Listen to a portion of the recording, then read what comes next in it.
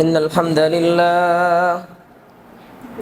لله نحمده ونستعينه ونستغفره ونؤمن به ونتوكل عليه ونعوذ بالله من شرور أنفسنا ومن سيئات أعمالنا. من يهده الله فلا مضل له ومن يضلله فلا هادي له. وأشهد أن لا إله إلا الله وحده لا شريك له. وأشهد أن محمدًا عبده ورسوله. أما بعد فإن خير الحديث كتاب الله، وخير الهدي هدي محمد صلى الله تعالى عليه وسلم، وشر الأمور محدثاتها وكل محدثة بدعة وكل بدعة ضلالة وكل ضلالة في النار. فأعوذ بالله من الشيطان الرجيم. بسم الله الرحمن الرحيم. قاف والقرآن المجيد بل عجبوا أن جاءهم منذر منهم فقال الكافرون هذا شيء عجيب. أإذا متنا وكنا ترابا ذلك رجع بعيد. قد علمنا ما تنقص الأرض منهم وعندنا كتاب حفيظ. بل كذبوا بالحق لما جاءهم فهم في أمر مريج.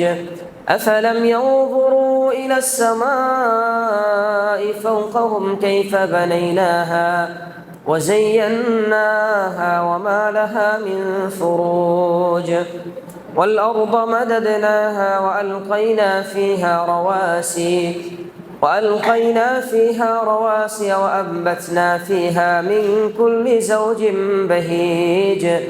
تبصرة وذكرى لكل عبد منيب. وقال تعالى: فأعوذ بالله من الشيطان الرجيم. وإذا سمعوا ما أنزل إلى الرسول ترى أعينهم تفيض من الدمع مما عرفوا من الحق يقولون ربنا آمنا فاكتبنا مع الشاهدين. আলহামদুলিল্লাহ, সমস্ত হামদ ও তারিফ সেই মহান রব্বে কারীমের জন্য, যিনি আমাদেরকে দীর্ঘ একটি সপ্তাহ পর আবারও সালাতুল জুমার 2 রাকাত ফরজ সালাত আদায়ের জন্য আমাদেরকে মসজিদে একত্রিত হওয়ার তৌফিক দান করেছেন। সেই মহান রব্বে কারীমের দরবারে লাখো কোটি শুকর আদায় করি আলহামদুলিল্লাহ। দরুদ ও সালাম বর্ষিত হোক সর্বকালের সর্বযুগের মহামানব সৈয়দুল মুরসালিন খাতামুন নবীন আহমদ মুস্তফা মুহাম্মদ সাল্লাল্লাহু আলাইহি ওয়াসাল্লামের উপর।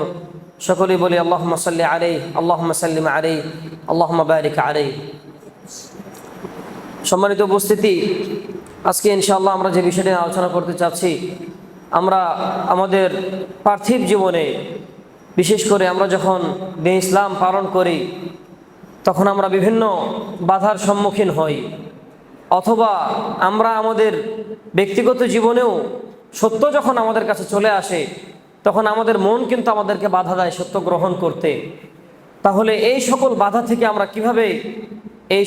থেকে আমরা মুক্তি লাভ করে আল্লাহ সুবহানাহু ওয়া তাআলার যে কোরআন রয়েছে, নবী করিম সাল্লাল্লাহু আলাইহি ওয়াসাল্লামের যে দেখানো পদ্ধতি রয়েছে, সেভাবে আমরা কিভাবে পথ চলতে পারি, সেই পথগুলো আমরা কিভাবে অনুসরণ করতে পারবো সহজেই। কারণ আমরা জানি যে আমরা কোনো কাজ যখন করতে যাব তার শুরুতে যদি আমাদের কোনো বাধা থাকে, সেটা হতে পারে আর্থিক বাধা অথবা মানসিক, সামাজিক, পারিবারিক যে কোনো বাধা থাকলে কিন্তু আমরা ওই কাজটা পরিপূর্ণরূপে করতে পারি না। তাহলে সত্য আমরা মানার ক্ষেত্রে যে সকল বাধা রয়েছে, এই সকল বাধাগুলোকে আমরা উপেক্ষা করে কীভাবে আমরা সত্য গ্রহণ করতে পারি, সেই বিষয়ে ইনশাআল্লাহ আমরা আলোচনা করার চেষ্টা করব। ওমা তাওফীকি ইল্লা বিল্লাহ, আলাইহি তাওয়াক্কালতু ওয়া ইলাইহি উনীব। আমরা প্রথমে জানব মুহাম্মদ সাল্লাল্লাহু আলাইহি ওয়াসাল্লামের জীবনী থেকে কিছু ঘটনা আমরা শুনব। তাহলে আমাদের কাছে স্পষ্ট হবে যে সত্য আসার পর, সত্য যখন চলে আসে আমাদের কাছে, মুহাম্মদ সাল্লাল্লাহু আলাইহি ওয়াসাল্লামের কাছে যখন সত্য চলে এসেছিল, তখন তিনি সত্যের সাথে, কোরআন এবং হাদিসের সাথে, ওহির সাথে তিনি কি আচরণ করেছিলেন, এগুলো আমাদের আসলে জানা দরকার। কারণ আমরা মুহাম্মদ সাল্লাল্লাহু আলাইহি ওয়াসাল্লামকে অনুসরণ করে থাকি, অনুকরণ করে থাকি, তার সাহাবায়ে কেরামকে তিনি যেভাবে শিক্ষা দিয়েছেন, আমরা মূলত সেই শিক্ষা লাভের উদ্দেশ্যেই মূলত আমরা জীবনযাপন করার চেষ্টা করি। আমরা বনি ইসরায়েলের যে প্রথম আয়াত রয়েছে, সেই আয়াতের তাফসীর অনেকেই শুনেছি, সুবহানাল্লাযী আসরা বিআবদিহি লাইলাম মিনাল মাসজিদিল হারাম ইলাল মাসজিদিল আকসা আল্লাযী বারাকনা হাওলাহু লিনুরিয়াহু মিন আয়াতিনা। অর্থাৎ আল্লাহ সুবহানাহু ওয়া তাআলা তিনি এই আয়াতে তিনি মিরাজের যে ঘটনা রয়েছে এই ঘটনার দিকে ইঙ্গিত করেছেন। এবং আমরা জানি মুহাম্মদ সাল্লাল্লাহু আলাইহি ওয়াসাল্লাম দীর্ঘ মক্কা থেকে মসজিদে আকসায় গিয়েছেন এবং মসজিদে আকসা থেকে তিনি একই রাত্রে আল্লাহ সুবহানাহু ওয়া তাআলা তাকে সপ্তম আসমানে নিয়ে যান এবং সেখান থেকে আল্লাহ সুবহানাহু ওয়া তাআলা নামাজ ফরজ করেন এবং দুনিয়াতে পাঠান একই রাত্রে। এবং সেই রাত্রিতে ফজরের জামাতের ইমামতি মুহাম্মদ সাল্লাল্লাহু আলাইহি ওয়াসাল্লাম তিনি করেছিলেন এবং সকল আম্বিয়া ও রাসূলদেরকে নিয়ে তিনি ওখানে জামাত করেন এবং সকল আম্বিয়া ও রাসূলগণের ইমাম ছিলেন আমাদের নবী আহমদ মুস্তাফা মুহাম্মদ সাল্লাল্লাহু আলাইহি ওয়াসাল্লাম। এই যে একটি ঘটনা, এটা আমাদের বিবেক, আমরা যদি আমাদের বিবেক দিয়ে চিন্তা করি তাহলে আমাদের বিবেক কিন্তু এটাকে সত্যায়ন করবে না। কারণ একই রাত্রে এত দূরত্ব একটি সফর, কারণ মক্কা থেকে সিরিয়া 1 মাসের দূরত্ব, কয় মাসের? 1 মাসের দূরত্ব একটি সফর রয়েছে। উঠে সফর করলে, মানুষ সফর করলে 1 মাস লাগবে মক্কা থেকে সিরিয়া যেতে, এত দীর্ঘ সফর। এই দীর্ঘ সফরে মুহাম্মদ সাল্লাল্লাহু আলাইহি ওয়াসাল্লাম কিন্তু 1 মাস আল্লাহ সুবহানাহু ওয়া তাআলা সময় নেননি, বরং একই রাত্রে মক্কা থেকে মসজিদে আকসা নিয়ে গিয়েছেন এবং মসজিদে আকসা থেকে সপ্তম আসমানে নিয়ে গিয়েছেন। এই ঘটনা যখন মুহাম্মদ সাল্লাল্লাহু আলাইহি ওয়াসাল্লামের যে গোষ্ঠী ছিল, অর্থাৎ কুরাইশদের মাঝে যখন এটা ছড়িয়ে পড়ল যে মুহাম্মদ নাকি এই রাত্রে মসজিদে হারাম থেকে তিনি মসজিদে আকসা গিয়েছেন এবং মসজিদে আকসা থেকে একই রাত্রে আল্লাহ সুবহানাহু ওয়া তাআলা তাকে মিরাজে নিয়ে গিয়েছেন এবং সেখান থেকে আবার সালাত ফরজ হয়ে আবার আল্লাহ সুবহানাহু ওয়া তাআলা তাকে দুনিয়াতে পাঠিয়েছেন।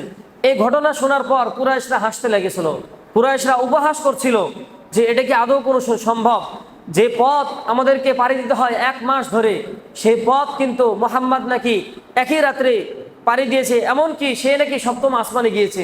এবং আমরা জানি বিভিন্ন আসমানে বিভিন্ন নবীদের সাথে সাক্ষাৎ হয়েছে, তাকে জান্নাত জাহান্নাম দেখানো হয়েছে।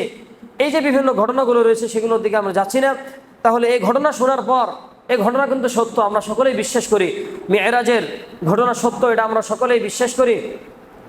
এই ঘটনা কিন্তু কুরাইশরা মিথ্যা প্রতিপন্ন করেছিল, তারা এটাকে সত্যায়ন করতে পারে নাই। কিন্তু আবু বকর রাদিয়াল্লাহু আনহু তিনি যখন শুনতে পেলেন যে এই ঘটনা, তিনি জিজ্ঞেস করেছিলেন কুরাইশদেরকে যে এই কথা কে বলেছে, মুহাম্মদ যদি বলে থাকে তাহলে আমি দ্বিধা ছাড়াই, কোনো কথা ছাড়া আমি এই কথা বিশ্বাস করলাম, সুবহানাল্লাহ। কিন্তু অন্যান্যরা কিন্তু কুরাইশরা কিন্তু এটা বিশ্বাস করতে পারে নাই, কারণ তাদের বিবেক কিন্তু এটা বাধা দিয়েছে, তাদের বিবেক গ্রহণ করতে পারে না এই সত্যকে। কিন্তু আবু বকর রাদিয়াল্লাহু আনহু তিনি ঈমান এনেছিলেন এবং এই কারণে তার নাম দেওয়া হয়েছিল, আমরা জানি আবু বকর রাদিয়াল্লাহু আনহুর নাম কি, তাকে উপাধি দেওয়া হয় সিদ্দিক নামে।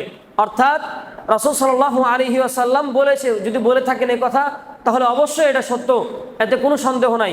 তিনি কিন্তু মুহাম্মদ সাল্লাল্লাহু আলাইহি ওয়াসাল্লামের মুখ থেকে কিন্তু এই ঘটনা শুনেন নাই, শোনার আগেও কিন্তু তিনি এটা বিশ্বাস করেছেন। কারণ কি? কারণ এই কথা মুহাম্মদ সাল্লাল্লাহু আলাইহি ওয়াসাল্লাম বলেছেন।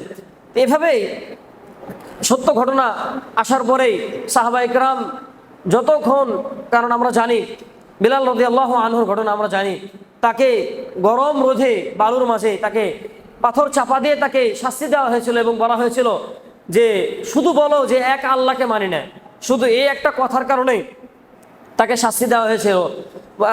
বিলাল রাদিয়াল্লাহু আনহু তিনি শুধু বলছিলেন যে আমি একমাত্র আল্লাহ সুবহানাহু ওয়া তাআলার ইবাদত করি, তাকেই একমাত্র রব হিসেবে মানি। আরবরা কিন্তু এই জিনিসটা মানতো না, এই একটি কথার কারণে তাকে কিন্তু এত কষ্ট সহ্য করতে হয়েছিল। কারণ বিলাল রাদিয়াল্লাহু আনহুর কাছে সত্য এসেছে, আর সত্য জানার পর মুমিনদের অন্তর বিগলিত হয়। এভাবে বিভিন্ন ঘটনা রয়েছে, আমি ওদিকে যাচ্ছি না। মুহাম্মদ সাল্লাল্লাহু আলাইহি ওয়াসাল্লামের জীবনীতে অন্যতম একটি ঘটনা, সেদিকে বলে আমি ইনশাল্লাহ আমাদের যে আলোচনা সেটি ইনশাল্লাহ শুরু করব। আমরা জানি নাজাশী বাদশাহ নামে একটি বাদশাহ ছিল, যিনি হাবাসার বাদশাহ ছিলেন। অর্থাৎ তৎকালীন যুগে ইয়ামানের অধিপতি বা রাজত্ব যারা করতেন তারা ছিলেন হাবাসার বাদশাহ। বর্তমানে সেটাকে আবিসিনিয়া নামে পরিচিত রয়েছে।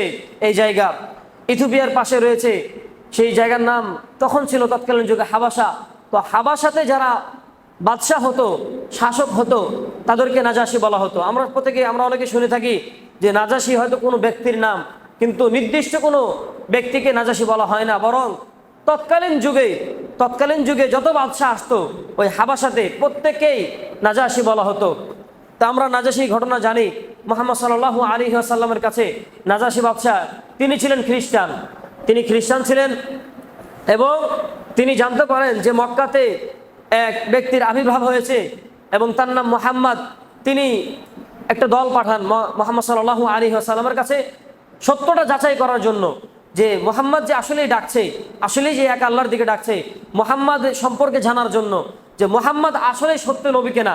কারণ খ্রিস্টানে আমরা জানি যে আল্লাহ সুবহানাহু ওয়া তাআলা কোরআনে বিভিন্ন একাধিক জায়গায় উল্লেখ করেছেন যে ইতিপূর্বে তোমার নবীর ঘটনা, মানে আমাদের নবীর ঘটনা ইতিপূর্বে বিভিন্ন কিতাবে আল্লাহ সুবহানাহু ওয়া তাআলা উল্লেখ করেছেন। মুসা আলাইহিস সালাতু ওয়াস সালাম, ঈসা আলাইহিস সালাতু ওয়াস সালাম, তারা কিন্তু তাদের জাতিদের কাছে আমাদের নবীর ঘটনায় তারা বলে গিয়েছিলেন। এবং কোরআনে মুসাদ্দিকাল লিমা বাইনা ইয়াদাইয়া মিনাত তাওরাত, এইভাবে বিভিন্ন আয়াত রয়েছে যে হে নবী, আপনার সামনে যে তাওরাত রয়েছে এই তাওরাত কিন্তু সত্যায়ন করে যে আপনি সত্য নবী। তো খ্রিস্টান যারা আসলে সত্যিকারী খ্রিস্টান, এই ইহুদি, তারা মূলত তাদের কাছে কিতাব রয়েছে, কিন্তু বর্তমানে তারা কিতাবগুলো বিকৃত করা হয়েছে। কিন্তু আসলে যারা ইহুদি খ্রিস্টান তাদের কাছে এই সত্যটা কি রয়েছে? স্পষ্ট রয়েছে। তারা জানে যে মুহাম্মদ সাল্লাল্লাহু আলাইহি ওয়াসাল্লাম হচ্ছেন সত্য নবী। তো নাজাসি সে হাবাসা থেকে একদল ব্যক্তি মুহাম্মদ সাল্লাল্লাহু আলাইহি ওয়াসাল্লামের কাছে পাঠান তাকে যাচাই করার জন্য যে আসলেই মুহাম্মদ সাল্লাল্লাহু আলাইহি ওয়াসাল্লাম তিনি সত্য নবী কিনা। তারা আসার পরে রাসূলের সাথে যখন কথা বলা শেষ করার পরে তাদের অন্তরটা বিগলিত হয়। এবং মুহাম্মদ সাল্লাল্লাহু আলাইহি ওয়াসাল্লাম তিনি একটি কাজ করেছিলেন, তিনি তাদের সামনে কোরআনে হাকিম থেকে তেলাওয়াত করেছিলেন। এই সব ঘটনা দেখে তারা ওই মুহূর্তে ওই জায়গাতে ইসলাম ধর্ম গ্রহণ করে। এমনকি এই ঘটনা যাওয়ার পরে যখন নাজাসি বাদশার কাছে তারা গেল, নাজাসি বাদশা কিন্তু তখনও পর্যন্ত খ্রিস্টান, সে শুধু সত্য যাচাই করছে। তার কাছে যখন বর্ণনা দেওয়া হলো যে এই ঘটনা, তখন তিনিও গোপনে ইসলাম ধর্ম গ্রহণ করেছিলেন। কারণ আমরা জানি যে মুহাম্মদ সাল্লাল্লাহু আলাইহি ওয়াসাল্লামের জীবনীতেও মক্কার জীবনী প্রায় 3 বছর প্রথমে 3 বছরের চেয়ে অধিক সময় তিনি গোপনে দাওয়াত দিয়েছিলেন। মক্কার জীবনীতে আরও অনেক সময় ছিলেন তিনি, কিন্তু প্রথম 3 বছর কিন্তু গোপনে দাওয়াত চলেছিল। ইসলামের দাওয়াত কিন্তু প্রকাশ্যে কোনো ব্যক্তির সামনে কোনো সমাবেশে কিন্তু প্রকাশ্যে দাওয়াত দিতে পারেননি, গোপনেই দাওয়াত দিয়েছিলেন। কারণ তখন অধিকাংশ আরবরাই কি ছিল? মুশরিক ছিল। তারা আমরা জানি তারা মূর্তি পূজা করতো। এমনকি কাবা ঘরের ভিতরেই 360টি মূর্তি ছিল, তারা সেগুলোর পূজা করত, তারা সেগুলোকে রব মানত, ইবাদত করত। তাহলে নাজাসি বাদশাহ সে গোপনেই ঈমান এনেছিল। ঈমান আনার পরে আল্লাহ সুবহানাহু ওয়া তাআলা তার অন্তরকে প্রশস্ত করেছিলেন। আল্লাহ সুবহানাহু ওয়া তাআলা আয়াত নাজিল করেছেন, ওয়া ইযা সামি'উ মা উনজিলা ইলার রাসূল, হে নবী, অর্থাৎ খ্রিস্টানরা যাদের ব্যাপারে আপনার সামনে উপস্থাপন করা হয়েছে। কারণ ইতিপূর্বে কয়েকটি আয়াত রয়েছে যে আয়াতগুলোতে খ্রিস্টানদের কিছু পরিচয় আল্লাহ সুবহানাহু ওয়া তাআলা উল্লেখ করেছেন। তার মধ্যে অন্যতম একটি পরিচয় হচ্ছে যে খ্রিস্টানরা যারা মুমিন রয়েছে, মুমিনদের প্রতি তারা কি দয়াশীল, মুমিনদেরকে তারা ভালোবাসে। ইহুদিরা যেমন মুমিনদের যে সবচেয়ে বড় শত্রু হচ্ছে ইহুদি, কিন্তু খ্রিস্টান যাদেরকে আপনার সামনে উপস্থাপন করা হয়েছে, যাদের ব্যাপারে আপনাকে বলা হয়েছে, এরা যখন কি শুনে, ওয়াইদা সামি'উ মা উনজিলা ইলার রাসূল, আপনার কাছে অর্থাৎ রাসূলের কাছে যত ওহী নাজিল করা হয়েছে এগুলো যখন তারা শুনে, তারা আয়ুনাহুম তাফিদু মিনাদ দাম'i মিম্মা আরাফু মিনাল হক, তখন আপনি তাদের চোখগুলোকে দেখতে পাবেন, তাদের চোখগুলো থেকে অশ্রু প্রবাহিত হচ্ছে। কেন? কারণ তারা সত্য জানতে পেরেছে। মুহাম্মদ সাল্লাল্লাহু আলাইহি ওয়াসাল্লাম যে তিনি সত্য নবী, তার কাছে যে ওহী আসে সেই ওহীটা মূলত আল্লাহ সুবহানাহু ওয়া তাআলার পক্ষ থেকেই আসে। তিনি যে কথাগুলো বলেন এই কথাগুলো তিনি মূলত বানিয়ে বলেন না, বরং আমা ইয়ানতিকু আনিল হাওয়া ইন হুয়া ইল্লা ওয়াহয়ু ইউহা, তিনি মূলত কোনো বানানো কথা বলেন না। তিনি যাই বলেন সব কিছু মূলত আল্লাহ সুবহানাহু ওয়া তাআলার পক্ষ থেকে ওহী স্বরূপ বলে থাকেন। তিনি আল্লাহ সুবহানাহু ওয়া তাআলার পক্ষ থেকে যখনই ওহী আসে তিনি ওহী পাওয়ার পরেই মূলত কথা বলে থাকেন। আমরা একাধিক আয়াত থেকে এই বিষয়টি স্পষ্ট জেনেছি। তাহলে নাজাশী বাদশাহ সম্পর্কেই মূলত তার জাতি স্বজাতি সম্পর্কে আয়াতটি নাজিল হয়েছে।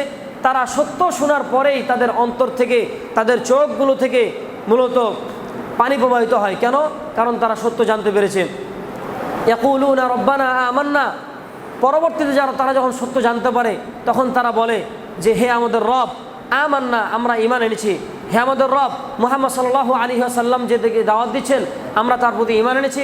ফাকতুবনা মা শাহিদিন, খ্রিস্টানরা বলছে যে হে আল্লাহ, আপনি আমাদেরকে মুহাম্মদ এবং মুহাম্মাদের যে অনুসারী রয়েছে অর্থাৎ উম্মতে মুহাম্মদ রয়েছে সেই উম্মতে মুহাম্মাদের সাথে আমাদেরকে শামিল করুন। সুবহানাল্লাহ। তাহলে এই একটি ঘটনা আমরা আরও জেনেছি, ইতিহাস থেকে আমরা জানতে পাই যে নাজাশী বাদশাহ তিনি যখন মারা যান তখন তার জানাজা হয়নি। কারণ তিনি যে এলাকায় মারা গিয়েছেন, যে গোষ্ঠীর মাঝে মারা গিয়েছেন, সকলেই কি ছিল? সকলেই ছিল খ্রিস্টান। কেউ আল্লাহর পথে দাওয়াত গ্রহণ করেনি। কিন্তু নাজাশী বাদশাহ তিনি শাসক ছিলেন, তার জানাজা হয়নি, কারণ আশেপাশে যারা ছিল সকলেই ছিল এই খ্রিস্টান। আল্লাহ হাবিব সাল্লাল্লাহু আলাইহি ওয়াসাল্লাম তিনি যখন শুনতে পেয়েছেন যে নাজাশী বাদশাহ মারা গিয়েছে তখন তিনি গায়েবানা জানাজা পড়েছেন সাহাবা একরামকে নিয়ে। একটি বিষয় রয়েছে যে গায়েবানা জানাজা পড়া যায় কিনা। এখানে আল্লাহ সুবহানাহু ওয়া তাআলা এই কোরআনে বলছেন যে খ্রিস্টানরা বলে যে হে নবী, আপনি, খ্রিস্টানরা বলেছে যে হে আল্লাহ, আপনি আমাদেরকে যারা মুহাম্মাদের উম্মত রয়েছে তাদের অন্তর্ভুক্ত করে দিন। তাহলে এই ঘটনা থেকে আমরা স্পষ্ট বুঝতে পারি যে সত্য যে মানুষের কাছে যখন আসে আল্লাহ সুবহানাহু ওয়া তাআলা যাকে তৌফিক দেন, যার অন্তরকে আল্লাহ সুবহানাহু ওয়া তাআলা প্রশস্ত করেন, যার মাঝে ন্যূনতম ঈমান রয়েছে, যে ব্যক্তি মুহাম্মদ সাল্লাল্লাহু আলাইহি ওয়াসাল্লামের সত্যিকারী অনুসারী, যে ব্যক্তি আল্লাহ সুবহানাহু ওয়া তাআলাকে একমাত্র রব হিসাবে মানে, যে ব্যক্তি আল্লাহ সুবহানাহু ওয়া তাআলা ব্যতীত অন্য কারো ইবাদত করে না, অন্য কাউকে ইলাহ মানে না, অন্য কাউকে উপাস্য মানে না, সেই ব্যক্তির পক্ষেই মূলত আল্লাহ সুবহানাহু ওয়া তাআলার যে আদেশগুলো রয়েছে সত্য আসার পরেই মূলত সেই ব্যক্তি মানতে পারবে। এছাড়া অন্য কোনো ব্যক্তি সত্য মানার ক্ষেত্রে তার জন্য অনেকটা কঠিন হয়ে যাবে। এই ঘটনাগুলো বলার উদ্দেশ্য এটাই যে আমরা বর্তমানে যেই সমাজে আমরা বসবাস করছি, আমাদের পরিবেশগুলো ততটাই কঠিন যতটা কঠিন ছিল মুহাম্মদ সাল্লাল্লাহু আলাইহি ওয়াসাল্লামের। ততটা কঠিন না হলেও তার চেয়ে তো আমাদের দেশ সমাজগুলো মূলত এত সহজ নয়। আমরা যে সমাজে বসবাস করছি, আমরা যে দেশে বসবাস করছি, আমরা যে পরিবেশে বসবাস করি, আমাদের সত্যের উপর অটুট থাকা, সত্যকে গ্রহণ করে টিকে থাকা। কারণ মুহাম্মদ সাল্লাল্লাহু আলাইহি ওয়াসাল্লাম বলেছেন শেষ জামানায় সত্যের উপর টিকে থাকাটা ততটাই কঠিন হবে যতটা কঠিন এই হাতের উপরে জ্বলন্ত আগুনের অঙ্কার রাখা যতটা কঠিন। আগুনের দলা, অর্থাৎ আমরা জানি যখন এই লোহার কল বানানো হয় অথবা লোহার জাতীয় যা কিছু বানানো হয় তখন ওই লোহাকে গলানো হয় প্রথমে আগুন দিয়ে, পানির মতো হয়ে যায়। লোহাকে যখন আগুনে পোড়ানো হয় তখন ওই লোহা মূলত পানির মতো হয়ে যায়। এই লোহার যে দলা উত্তপ্ত যখন লাল হয়ে থাকে, লাল হতে হতে যখন কালো হয়ে যায়, এই গরম এই অঙ্কার যখন আগুনের অঙ্কার যেমন হাতে রাখা যতটা কঠিন, তার চেয়ে তো বেশি কঠিন হচ্ছে এই সত্য পথের উপর থাকা, সিরাতে মুস্তাকিমের উপর থাকা। এই ঘটনা আমাদেরকে মুহাম্মদ সাল্লাল্লাহু আলাইহি ওয়াসাল্লাম শিক্ষা দিয়েছেন। এই বিষয়টি আমাদেরকে মনে রাখতে হবে যে সত্য যদি আমাদের কাছে আসে, আমরা যদি সত্য গ্রহণ করতে চাই, আমরা যদি সত্যের উপরে থাকতে চাই, তাহলে সহজে আমরা থাকতে পারবো না। সত্যের উপরে থাকতে হলে আমাদেরকে অনেক কষ্ট, অনেক ধৈর্য ধারণ করতে হবে। এখন আসি আমরা সত্য গ্রহণ করার ক্ষেত্রে। সত্য যখন আমরা গ্রহণ করে ফেলেছি, আমরা নিজেদেরকে আহলুল হাদিস বলি, সালাফি বলি, আমরা সহিহ আকীদা বলি, বিভিন্ন নামে আমরা নিজেদেরকে আখ্যায়িত বলি। আমরা চেষ্টা করি আমরা কোন দিকে দাওয়াত দিই। আল্লাহ সুবহানাহু ওয়া তাআলা সূরা যুখরুফে বলছেন ওয়া ইয়া কওমি মালি আদউকুম ইলান নাজাত। হে নবী সাল্লাল্লাহু আলাইহি ওয়াসাল্লাম বলছেন যে হে জাতি, তোমাদের কি হলো, মালি আদউকুম ইলান নাজাতি ওয়া তাদউনানি ইলান নার, যে আমি তো তোমাদেরকে এই আল্লাহ সুবহানাহু ওয়া তাআলার যে নাজাত রয়েছে, জান্নাত রয়েছে, আমি মূলত তোমাদেরকে এই নাজাতের দিকে ডাকছি। এই জাহান্নাম থেকে মুক্তির যে পথ রয়েছে সেই পথের দিকে আমি মূলত তোমাদেরকে ডাকছি। কিন্তু তোমাদের কি হলো, ওয়া তাদউনানি ইলান নার, কিন্তু তোমরা আমাকে জাহান্নামের দিকে ডাকছো। তোমরা আমাকে কিসের দিকে ডাকছো? জাহান্নামের দিকে ডাকছো। তাদউনানি লিআকফুরা বিল্লাহি ওয়া উশরিকা বিহি মা লাইসা লি বিহি ইলম। তোমরা আমাকে এমন বিষয়ের কথা বলছো যে বিষয়ে আল্লাহ সুবহানাহু ওয়া তাআলা, তোমরা আমাকে দাওয়াত দিচ্ছ আমি যেন আল্লাহ সুবহানাহু ওয়া তাআলার সাথে শিরিক করি। তোমরা আমাকে দাওয়াত দিচ্ছ আমি যেন আল্লাহ সুবহানাহু ওয়া তাআলার সাথে এমন কিছু শরিক করি যে ব্যাপারে আমার কোনো জ্ঞান নাই। তোমরা আমাকে বলছো যে মূর্তি পূজা করতে, তোমরা আমাকে বলছো এক আল্লাহ ব্যতীত অন্য ইলার ইবাদত করতে, পূজা করতে, কিন্তু আমি আল্লাহ সুবহানাহু ওয়া তাআলার পথে দাওয়াত দিচ্ছি, আমি তোমাদেরকে নাজাতের পথে দাওয়াত দিচ্ছি, আমি তোমাদেরকে যে জাহান্নাম থেকে মুক্তির পথ রয়েছে সেই পথের দিকে দাওয়াত দিচ্ছি। তাদউনানি লিয়াকফুরা বিল্লাহি ওয়া ইউশরিকা ওয়া আনা আদউকুম ইলাল আজিজিল গফফার। সুবহানাল্লাহ। আর আমি তোমাদেরকে দাওয়াত দিচ্ছি মহাপরাক্রমশালী আল্লাহ সুবহানাহু ওয়া তাআলা, যিনি পৃথিবীর সবচেয়ে বড় শক্তিশালী ক্ষমতাশীল ব্যক্তিত্ব, যার কথায় মূলত এই পৃথিবী চলে, যিনি গফুর গফফার, গফুর ইলাল আজিজিল গফফার, তিনি গফফার অর্থাৎ তিনি সকল মানুষকে ক্ষমা করার ক্ষমতা রাখেন, ক্ষমা করতে পারেন। এই ঘটনাগুলো আল্লাহ সুবহানাহু ওয়া তাআলা কোরআনে উল্লেখ করেছেন, মুহাম্মদ সাল্লাল্লাহু আলাইহি ওয়াসাল্লামের মাধ্যমে এই ঘটনাগুলো আমাদের সামনে বর্ণনা করা হয়েছে। অর্থাৎ কারণ আমাদেরকে সত্য জানার পরেও আমাদেরকে সত্য যে আমরা সত্যের উপর অটুট থাকবো, আমরা কিন্তু এত সহজেই সত্যের উপর টিকে থাকতে পারবো না। কারণ এই আয়াত যদি আমরা একটু খেয়াল করি, তাহলে মুহাম্মদ সাল্লাল্লাহু আলাইহি ওয়াসাল্লাম তিনি মূলত দাওয়াত দিচ্ছেন আল্লাহ সুবহানাহু ওয়া তাআলার দিকে। তিনি মূলত দাওয়াত দিচ্ছেন দারুস সালাম, অর্থাৎ শান্তির যে ঘর রয়েছে, শান্তির যে পথ রয়েছে, এই পথের দিকে দাওয়াত দিচ্ছেন। মুহাম্মদ সাল্লাল্লাহু আলাইহি ওয়াসাল্লাম তিনি দাওয়াত দিচ্ছেন এক আল্লাহর দিকে, মুহাম্মদ সাল্লাল্লাহু আলাইহি ওয়াসাল্লাম তিনি দাওয়াত দিচ্ছেন এক ইলার দিকে, মুহাম্মদ সাল্লাল্লাহু আলাইহি ওয়াসাল্লাম তিনি দাওয়াত দিচ্ছেন যে কাবার দিকে। কিন্তু তারা অর্থাৎ মুহাম্মাদের যে জাতি ছিল তারা দাওয়াত দিত মূর্তি পূজার দিকে, তারা দাওয়াত দিত একাধিক ইলার দিকে, একাধিক পূজার দিকে, কিন্তু এটি মূলত সঠিক নয়। তাহলে এই ঘটনা যদি আমরা খেয়াল করি, তাহলে সত্যের ওপর টিকে থাকা আমাদের জন্য অনেকটাই কঠিন, যেমনটি মুহাম্মদ সাল্লাল্লাহু আলাইহি ওয়াসাল্লামের জীবনে ঘটে গিয়েছিল। আমরা সত্য গ্রহণ করতে পারি, সত্য গ্রহণ করার পরেও আমাদের বিভিন্ন বাধা আসতে পারে, রাষ্ট্রীয় বাধা হতে পারে, অথবা সবচেয়ে বড় বাধা হচ্ছে আমাদের পারিবারিক বাধা। যেমন আমরা মুহাম্মদ সাল্লাল্লাহু আলাইহি ওয়াসাল্লামের জীবনে থেকে আমরা পেয়েছি, তার জাতি মূলত তাকে এলাকা থেকে বের করে দিয়েছে, অত্যাচার করেছে। আল্লাহ হাবিব সাল্লাল্লাহু আলাইহি ওয়াসাল্লাম তিনি তার সাহাবাদেরকে নিয়ে নিজের জন্মভূমি, নিজের মাতৃভূমি মক্কা থেকে তাকে হিজরত করতে হয়েছে। তিনি মক্কা থেকে হিজরত করে হাবাসায় যান, হাবাসা থেকে তাকে মদিনায় যেতে হয়েছে। নিজের জন্মভূমি, আমরা যেখানে আমাদের যে জন্মস্থান রয়েছে, আমরা যেখানে জন্মগ্রহণ করেছি, প্রত্যেকেই জানি আমাদের কতটা ভালোবাসা রয়েছে সেই ভূমির প্রতি, কতটা মায়া রয়েছে, কতটা ভালোবাসা থাকে আমাদের সেই জন্মভূমির প্রতি। কিন্তু মুহাম্মদ সাল্লাল্লাহু আলাইহি ওয়াসাল্লাম তার দেশ ছেড়ে, তার জাতি ছেড়ে, তার এলাকা ছেড়ে তাকে চলে যেতে হয়েছে। কেন? কারণ সত্য গ্রহণ করার কারণে তার জাতি তার উপর জুলুম করেছে। তাইফে 3 বাদশা ছিল, 3 ব্যক্তি ছিল, গভর্নর, তারা ছিল কুরাইশদের অন্তর্ভুক্ত। তারা যদি ইসলাম ধর্ম গ্রহণ করত, তাহলে অনেকটাই সহজ হয়ে যেত তাইফবাসীর জন্য ইসলাম ধর্ম গ্রহণ করা। নবীর যে দাওয়াত রয়েছে, এই দাওয়াতটা দেওয়া অনেকটা সহজ হয়ে যেত। কিন্তু ওই 3 ব্যক্তি ইসলাম ধর্ম তো গ্রহণ করে নাই, বরং তাইফের যে ছোট ছোট শিশু রয়েছিল, বাচ্চা রয়েছিল, তাদেরকে উস্কিয়ে দিয়ে বলেছিল যে মুহাম্মদ হচ্ছে মিথ্যা নবী, তোমরা তার উপর পাথর ছুঁড়ে মারো। মুহাম্মদ সাল্লাল্লাহু আলাইহি ওয়াসাল্লামকে তাইফে রক্তাক্ত করা হয়েছে, তাকে পাথর মারা হয়েছে, পাথর মেরে তাকে রক্তাক্ত করে ওখান থেকে বিতাড়িত করা হয়েছে। এই ছিল নবী সাল্লাল্লাহু আলাইহি ওয়াসাল্লামের জীবনী। আল্লাহর হাবিব সাল্লাল্লাহু আলাইহি ওয়াসাল্লামকে জিবরিল আমিন বলছেন যে হে নবী, আপনি একবার অনুমতি দিন, আমি ওই মাটিকে উল্টায় দিই, তাদের ওপর আমি মাটিগুলো জমিনকে উল্টায় ধরি। মুহাম্মদ সাল্লাল্লাহু আলাইহি ওয়াসাল্লাম তিনি দয়ার নবী, তিনি বললেন তুমি যদি এদেরকে ধ্বংস করে দাও, তাহলে আমি কাদেরকে দাওয়াত দিব? সুবহানাল্লাহ। এই ছিল মুহাম্মদ সাল্লাল্লাহু আলাইহি ওয়াসাল্লামের জীবনী, এই ছিল সত্য গ্রহণের ক্ষেত্রে তার পদক্ষেপ। তাহলে আমাদেরকেও এভাবে সত্য গ্রহণ করতে হবে এবং এটা মাথায় রাখতে হবে যে সত্য যখনই আমরা গ্রহণ করব, আমাদের বাধা আসবে, পারিবারিক বাধা, এমনকি স্বয়ং আমার পিতামাতা আমাকেও বাধা দিতে পারে। আমরা এখানে যারা এসেছি, আমাদের অনেকেই বিভিন্ন এলাকা থেকে, বিভিন্ন ঘর থেকে আমরা এসেছি। আমাদের প্রতিটা ঘর, আমাদের প্রতিটা পরিবার মূলত আমাদের পক্ষে কথা বলবে, আমরা যেটা বলছি, আমরা যেটা মানছি এটা গ্রহণ করবে, এমন মানে সবার পরিবার মূলত এমন নয়। কারণ আমরা ইব্রাহিম আলাইহিস সালাতু ওয়াস সালামের ঘটনা যদি আমরা খেয়াল করি, তাহলে সহজেই বুঝতে পারবো ইব্রাহিম ছিলেন নবী, কিন্তু তার বাবা ছিল মূর্তি পূজক। তার বাবা নিজে মূর্তি তৈরি করত, নিজে মূর্তি তৈরি করে মূর্তি বিক্রি করত, এমন ছিল ইব্রাহিম আলাইহিস সালাতু ওয়াস সালামের বাবা। অথচ ওই মুশরিকের ছেলে হচ্ছে নবী। ইব্রাহিম আলাইহিস সালাতু ওয়াস সালাম তিনি নবী ছিলেন, আমরা সকলেই জানি, কিন্তু তার বাবা ছিল কি? মুশরিক, মূর্তি পূজক। তার বাবা নিজ হাতে মূর্তি তৈরি করত। তো এমন ঘরে জন্মগ্রহণ করেও কিন্তু ইব্রাহিম আলাইহিস সালাতু ওয়াস সালাম তার দাওয়াত দিয়ে গিয়েছেন। তিনি মূলত আল্লাহ সুবহানাহু ওয়া তাআলার নবী হিসেবেই স্বীকৃতি লাভ করেছেন এবং তিনি নবী হিসেবেও আমরা জানি যে তার উলুল আজম যে 5 জন নবী রয়েছে, সম্মানিত যে রাসূল রয়েছে 5 জন, তার মধ্যে অন্যতম একজন হচ্ছে ইব্রাহিম আলাইহিস সালাতু ওয়াস সালাম।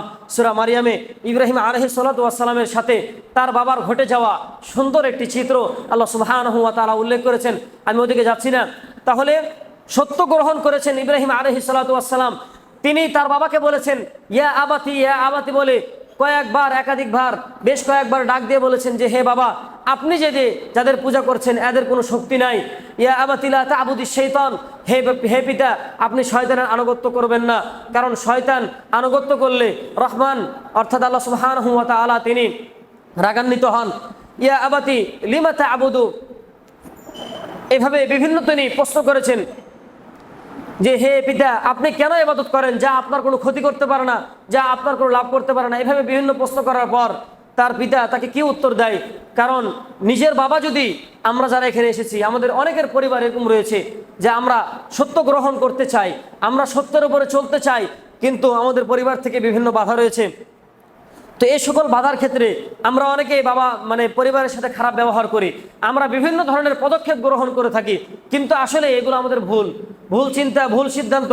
আমরা আসলে কি সিদ্ধান্ত নিতে পারি আমরা কোরআন থেকে একটু জেনে নেই। মুহাম্মদ সাল্লাল্লাহু আলাইহি ওয়াসাল্লামের ঘটনা থেকে আমরা একটু জানা দরকার রয়েছে। আল্লাহ সুবহানাহু ওয়া তাআলা বলছেন সূরা মারিয়ামে ইব্রাহিম আলাইহিস সালাতু ওয়াস সালামের ঘটনা উল্লেখ করতে গিয়ে বলছেন قال أراغب أنت عن آلهتي يا إبراهيم, ইব্রাহিম আলাইহিস সালাতু ওয়াস সালামের বাবা ইব্রাহিমকে উদ্দেশ্য করে বলছেন যে হে ইব্রাহিম, তুমি যদি আমি যে মূর্তি পূজা করছি তুমি যদি এটা থেকে অনাগ্রহ পোষণ করো, তুমি যদি এই মূর্তি পূজাকে গালিগালাজ করো, মূর্তি পূজা না মেনে নাও, قال أراغب أنت عن آلهتي يا إبراهيم لئن لم تنتهي لأرجمنك واهجرني مليا, তাহলে তুমি যদি এই তোমার দাওয়াত থেকে ফিরে না আসো তাহলে অবশ্যই আমি তোমাকে অবশ্যই এলাকা থেকে ছেড়ে তোমাকে দেশ ছাড়া করব। বাবা এই কথা বলছে সন্তানকে। ইব্রাহিমের বাবা ইব্রাহিম আলাইহিস সালাতু ওয়াস সালামকে বলছে লা আরজুমান্নাকা ওয়াহজুরনি মালিয়া, আমি তোমাকে অবশ্যই জেলবন্দি করব এবং তোমাকে দেশ ছাড়া করব, এলাকা থেকে তোমাকে বিতাড়িত করব। ক্বালা সালামুন আলাইক, তাহলে একজন পিতা, আমরা সত্য গ্রহণ করছি, আমরা অনেকেই এখানে দ্বীনে ইলম শিক্ষা করতে এসেছি আমাদের পরিবার থেকে, আমাদের সমাজ থেকে, অথবা স্বয়ং আমার বাবা আমার মা হতে পারে আমার বাধা, সবচাইতে বড় বাধা আমার মাও হতে পারে, আমার বাবাও হতে পারে। এটা কঠিন কিছু নয়, এটা অস্বাভাবিক কিছু নয়, কারণ ইতিপূর্বে মুহাম্মদ সাল্লাল্লাহু আলাইহি ওয়াসাল্লামের যে জীবনী রয়েছে, সাহাবায়ে কেরামের বিভিন্ন জীবনী থেকে আমরা এই ঘটনা শুনতে পেয়েছি। এবং এমনকি ইব্রাহিম আলাইহিস সালাতু ওয়াস সালামের ঘটনা থেকে আমরা স্বয়ং জানতে পারছি যে ইব্রাহিমের বাবা, স্বয়ং নিজের বাবা নিজের সন্তানকে বলছে তুমি যদি এক আল্লাহর দিকে দাওয়াত দাও, তুমি যদি তোমার দাওয়াত থেকে ফিরে না আসো তাহলে আমি তোমাকে জেলবন্দি করব, আমি তোমাকে আমার এলাকা থেকে ছাড়বো, আমি তোমাকে আগুনে পুরাবো। আমরা জানি ইব্রাহিম আলাইহিস সালাতু ওয়াস সালামকে এই দাওয়াত দেওয়ার কারণে তাকে আগুনেও পড়তে হয়েছে, বিভিন্ন বাধার সম্মুখীন হতে হয়েছে, কিন্তু তিনি সহনশীলতা, তিনি ভদ্রতার পরিচয় দিয়েছেন, তিনি হিকমত খাটিয়ে।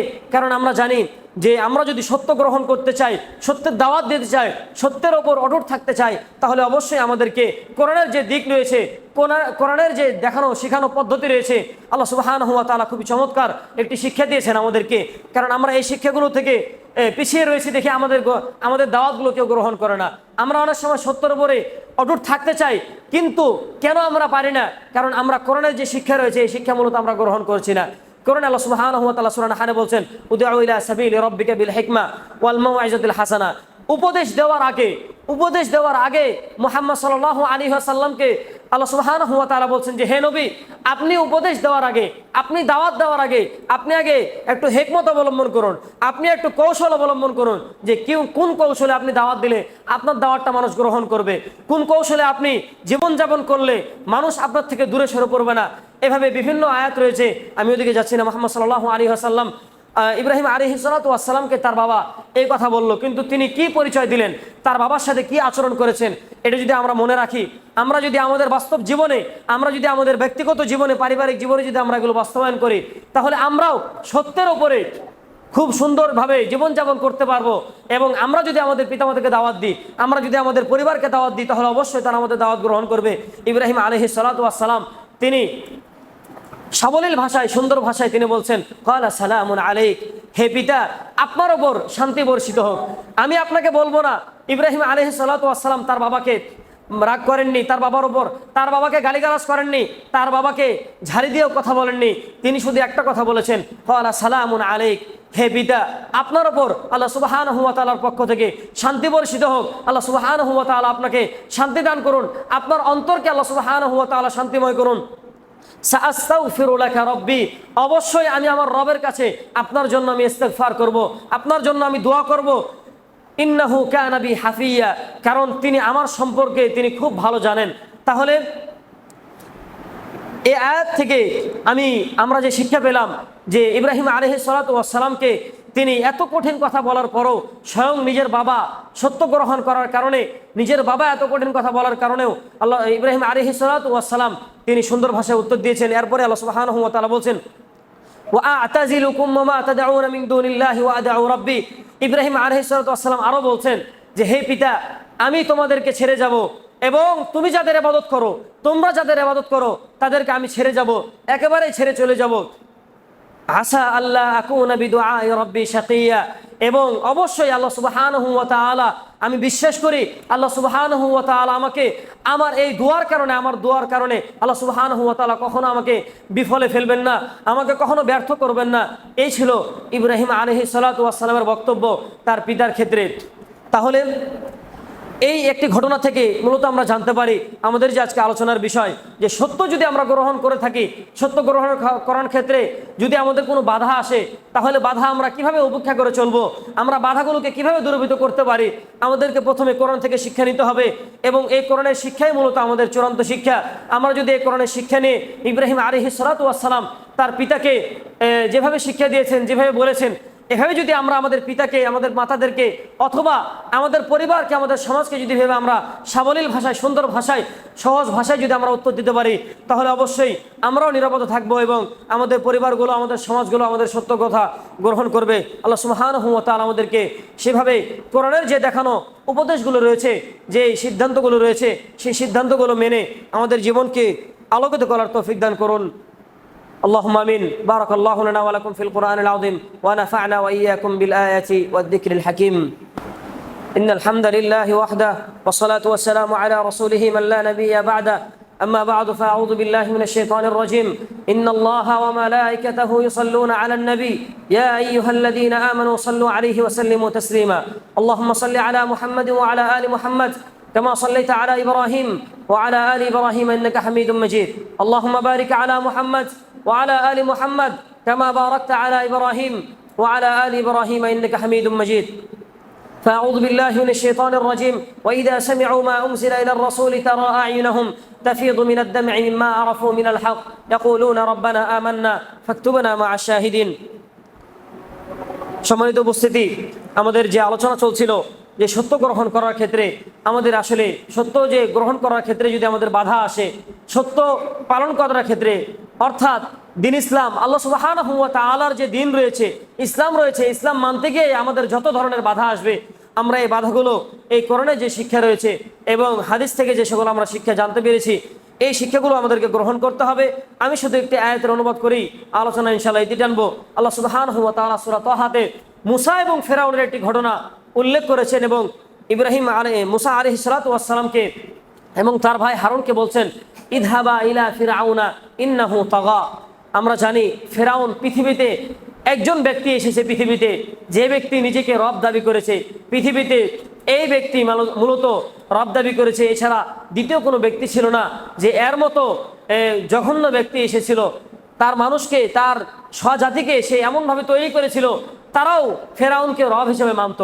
সে অট্টালিকার উপরে, সমুদ্রের উপরে নয়, নদীর উপরে সে বিভিন্ন অট্টালিকা বানিয়ে পানি চলাচল করত। তখন বলতো, এই জান্নাত কে তৈরি করেছে বলো? তারা বলতো যে হ্যাঁ আপনি, আমি কি তোমাদের রব নই? তারা বলতো যে হ্যাঁ অবশ্যই। তো এই ছিল ফেরাউন, এত খারাপ ছিল ফেরাউন। এই ফেরাউন খারাপ থাকা সত্ত্বেও আল্লাহ সুবহানাহু ওয়া তাআলা মানে পৃথিবীতে আমরা যত মানুষ দেখছি, আমাদের সমাজে যত খারাপ মানুষ আছে, এর চেয়ে তো বহু গুণেই ফেরাউন খারাপ ছিল, এতে কোনো সন্দেহ নাই। কিন্তু আল্লাহ সুবহানাহু ওয়া তাআলা এই হিকমতের, তার যে তিনি যে বড়ই ক্ষমাশীল এবং তিনি যে আজিজ, তিনি যে হাকিম, তিনি আজিজ এবং হাকিম নামের যে তার প্রকাশ রয়েছে বহির প্রকাশ, তিনি আয়াত থেকে উল্লেখ করে বলছেন ইযহাবা ইলা ফিরআউনা ইন্নাহু তাগা, যে হে মূসা তুমি এবং তোমার ভাই হারুন তুমি যাও ফিরআউনের কাছে যাও, সে তো জমিনের বিভিন্ন ফাসাদ সৃষ্টি করে বসেছেন।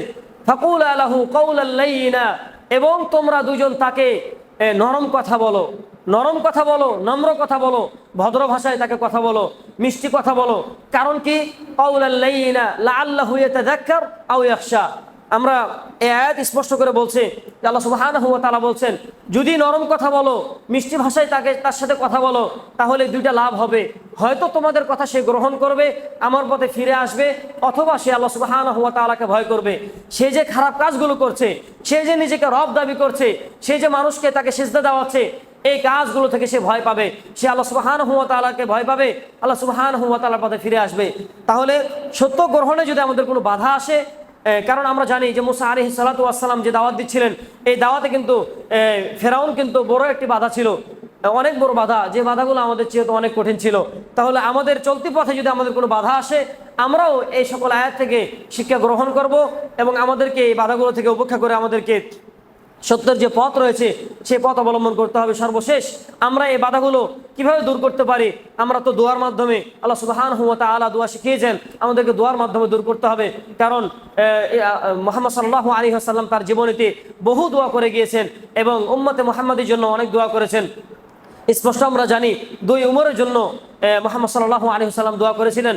তারপরে সাদাকার মাধ্যমে আমরা আমাদের যে সত্য পথ রয়েছে, মানুষকে যারা আমাদের বিরোধী তাদের সাথে আমরা ভালো ব্যবহার করার মাধ্যমে আমরা এগুলো থেকে ফিরে আসতে পারি। এরপরে ইস্তেগফার করার মাধ্যমে আমরা যে সত্য গ্রহণের উপর অটুট থাকতে চাই এবং আমাদের যারা শত্রু রয়েছে তাদের জন্য আমরা ইস্তেগফার করব, তাদের জন্য আমরা দোয়া করব, আল্লাহ সুবহানাহু ওয়া তাআলার কাছে তাদের জন্য হেদায়েতের কামনা করব। এটাই রয়েছে আমাদের শিক্ষা।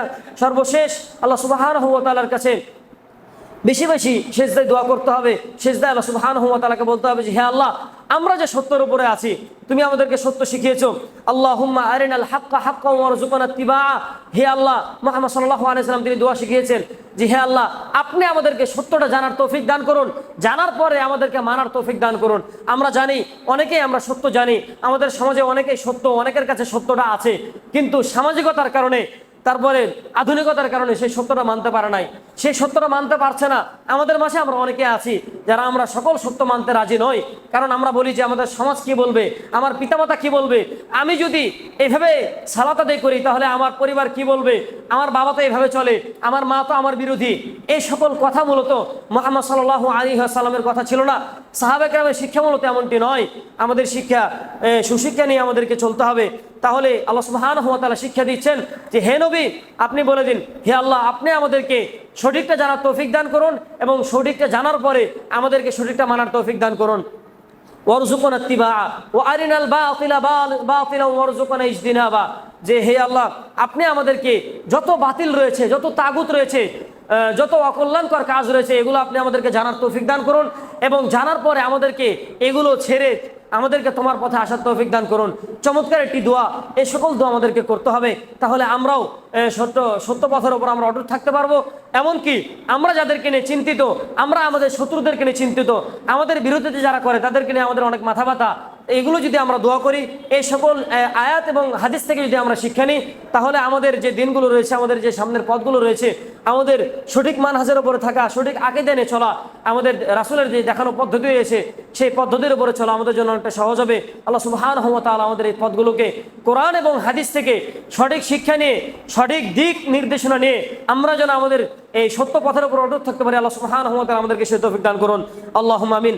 আমরা যেন আমাদের দোয়ার মাধ্যমে আমাদের পরিবারগুলো, আমাদের সমাজগুলো যেন আমরা পরিবর্তন করতে পারি। আল্লাহ সুবহানাহু ওয়া তাআলা আমাদেরকে বেশি বেশি দোয়া করার তৌফিক দান করুন। আল্লাহুম্মা আমিন। অনেকেই দোয়া চেয়েছে, আল্লাহ সুবহানাহু ওয়া তাআলা আমরা দোয়া করি, যারা যে উদ্দেশ্যে দোয়া চেয়েছে আল্লাহ সুবহানাহু ওয়া তাআলা তাদের নেক আশাগুলো পূরণ করে দিন। আল্লাহুম্মা আমিন।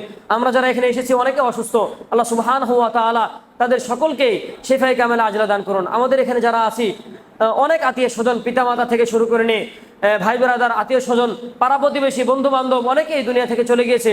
আল্লাহ সুবহানাহু ওয়া তাআলার কাছে দোয়া করি তিনি যেন তাদের কবরগুলোকে জান্নাতের টুকরা বানিয়ে দেন। আল্লাহুম্মা আমিন। তাদের কবরগুলোকে যেন জান্নাতের সাথে যোগাযোগ করে দেন। আল্লাহুম্মা আমিন। আমরা দোয়া করি আমরা যেখানে আজকে সুন্দর একটি পরিবেশ পেয়েছি সালাত আদায়ের জন্য, এমনকি আমরা যে শিক্ষা গ্রহণের জন্য আমরা দিনে ইলম শিক্ষা করতে এসেছি, দিনে ইলম শিক্ষা করার জন্য আমরা সুন্দর একটি পরিবেশ পেয়েছি।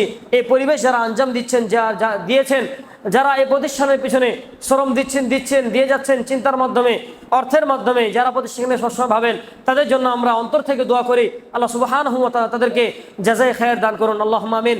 দুনিয়াতে আখিরাতে তাদেরকে আল্লাহ সুবহানাহু ওয়া তাআলা দুনিয়াতে হায়াতে তাইয়্যিবা দান করুন, এবং মৃত্যুর পরে যেন তাদেরকে এই প্রতিষ্ঠান যেন তাদের জান্নাতুল ফেরদাউসের ওসিলা হয়, আল্লাহ সুবহানাহু ওয়া তাআলা সেই হিসাবে কবুল করুন, আল্লাহুম্মা আমিন। আমরা যারা এখানে এসেছি আমরা দোয়া করি আল্লাহ সুবহানাহু ওয়া তাআলা আমাদেরকে প্রত্যেককেই সঠিকটা জানার উপরে কোরআন এবং হাদিস থেকে যে সত্য পথগুলো রয়েছে সিরাতে মুস্তাকিম যেন আমরা সঠিকভাবে জানতে পারি, জেনে যেন আমরা সঠিক পথের উপর থাকতে পারি। আল্লাহ সুবহানাহু ওয়া তাআলা আমাদেরকে সেই তৌফিক দান করুন, আল্লাহুম্মা আমিন। ربنا ظلمنا أنفسنا وإن لم تغفر لنا وترحمنا لنكونن من الخاسرين. ربنا هب لنا من أزواجنا وذرياتنا قرة أعين وجعلنا للمتقين إماما. رب اجعلني مقيم الصلاة من ذريتي ربنا وتقبل دعاء. ربنا اغفر لي ولوالدي وللمؤمنين يوم يقوم الحساب. ربنا آتنا في الدنيا حسنة وفي الآخرة حسنة وقنا عذاب النار. اللهم إنا عبيدك، اللهم إنا نسألك أن تجعل القرآن العظيم ربيع قلوبنا ونور صدورنا وجلاء أحزاننا وذهاب همومنا وغمومنا يا كريم. اللهم اشفنا واشف مرضانا ومرضى المسلمين. اللهم ارحم موتانا وموتى المسلمين.